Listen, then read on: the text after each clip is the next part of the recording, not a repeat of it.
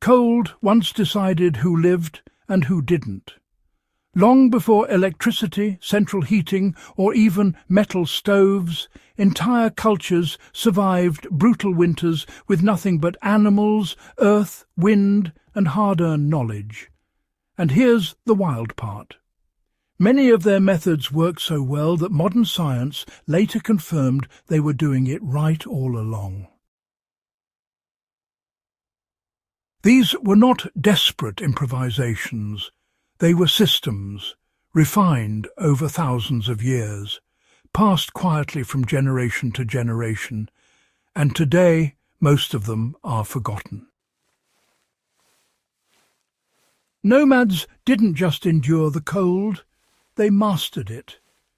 Now this is where things get interesting. Shelters that outsmarted the wind. Nomadic shelters were not just random tents thrown together out of necessity. They were aerodynamic, thermally efficient structures, really shaped by centuries of trial and error. Whether it was felt yurts on the Eurasian steppe or skin tents in the Arctic, the logic was always the same: block wind, trap heat, and vent smoke without losing warmth. Felt, made from compressed wool, was honestly a game-changer. It insulated even when damp and could be layered or thinned depending on the season. Yurts were often built with adjustable openings, allowing nomads to fine-tune airflow.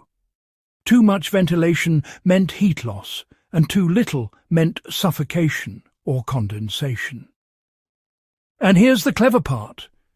Many shelters were designed to sit low to the ground, reducing exposure to wind while using the earth itself as insulation.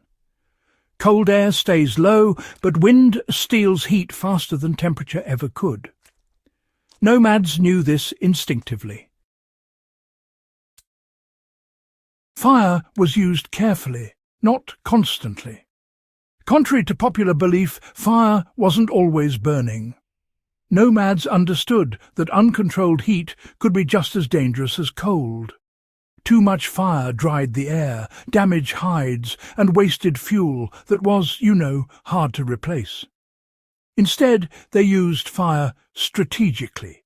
Small, efficient hearths, reflective surfaces, stones heated during the day and brought inside at night. In some cultures, embers were buried under ash to last through long nights with minimal fuel. The goal wasn't comfort, it was stability. Fire was a tool, not a crutch. Sleeping was the real battle. Here's a hard truth from pre-modern survival. You didn't freeze while walking, you froze while sleeping. Nomads treated sleep as the most vulnerable moment of the day. Bedding mattered more than clothing. Thick layers of hides or felt were placed beneath the body to stop heat from draining into frozen ground. This is a detail modern campers still get wrong. Sleeping arrangements were often communal, not for social reasons, but thermal ones. Shared body heat could raise temperatures noticeably inside a shelter. Children were placed between adults, and elders were given the warmest spots. Every decision was practical, not sentimental. Even sleeping positions mattered. Curling reduced exposed surface area, conserving heat naturally. These weren't just habits, they were survival instincts, trained into muscle memory. Food was fuel, not comfort. Nomads understood calories long before the word even existed. Fat-heavy diets weren't indulgence, they were insulation from the inside. Animal fat burns slowly, producing long-lasting energy and heat. In cold environments, lean diets were a death sentence. Hot liquids were valued not just for warmth, but for hydration. Dehydration increases cold risk by reducing circulation efficiency. Soups, broths, and fermented drinks played a vital role in staying warm, even when fuel was scarce. Timing mattered too. Heavy meals were often eaten in the evening, allowing the body's digestion process to generate heat through the night. It was biology working in their favour, whether they could explain it or not. Movement was temperature control. Nomads never stopped moving by accident. Movement generated heat, but overexertion caused sweat, which then froze. The balance was delicate. They moved slowly and steadily, avoiding bursts of effort. Loads were balanced to prevent strain. Even work was paced to regulate body temperature.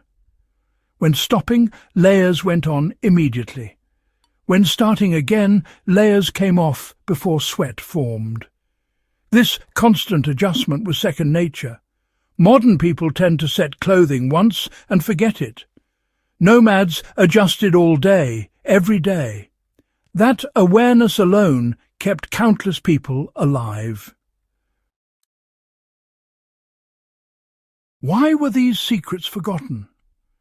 Well, when permanent housing, fossil fuels and manufactured clothing became widespread, these skills faded fast. Central heating replaced knowledge. Convenience replaced awareness. But history shows something important. When systems fail, people don't rediscover warmth overnight.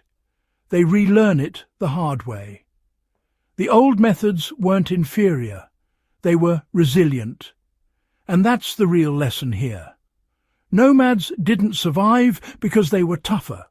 They survived because they were smarter with the resources they had. What still matters today?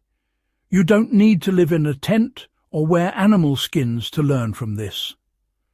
Understanding insulation, moisture control, diet and shelter placement still matters. These principles haven't changed. Only our reliance on technology has.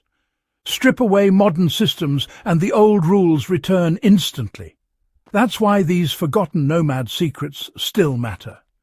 If you want to understand how humans survived before modern convenience, this is the foundation.